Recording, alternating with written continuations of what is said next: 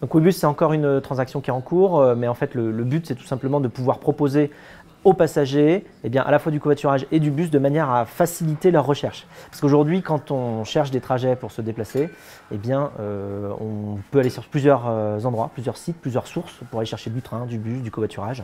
Et en fait, ça fait beaucoup d'informations et ensuite, il faut se décider sur le moyen de transport qu'on va utiliser. Nous, ce qu'on veut, c'est que Blablacar soit un peu le one-stop shop, c'est-à-dire on vient sur Blablacar et on a un petit peu toute l'offre.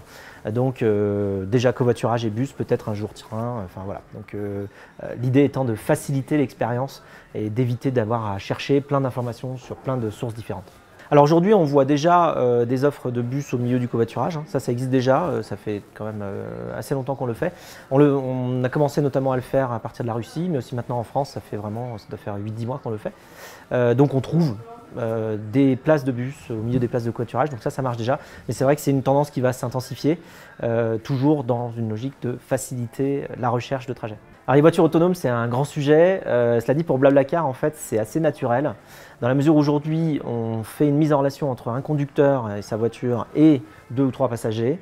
Demain, s'il n'y a plus de conducteurs qui possèdent une voiture, mais que ce ne sont que des voitures autonomes, on fera une mise en relation entre 3 ou 4 passagers qui font les mêmes trajets en même temps.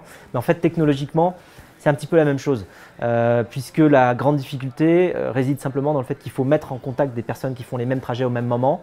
Aujourd'hui, des conducteurs, des passagers, demain uniquement des passagers dans des voitures autonomes, ça fonctionne de la même manière. Donc pour Blablacar, ce n'est pas forcément une grande révolution. En revanche, la grande question, ce sera qui possède les voitures autonomes. Et ça, je ne sais pas. Ce sera peut-être les constructeurs automobiles eux-mêmes, ce sera peut-être les sociétés de location de voitures qui vont se recycler, ce sera peut-être des géants de la mobilité digitale nouvelle tels qu'on les voit émerger. Ce sera peut-être Blablacar, je ne sais pas.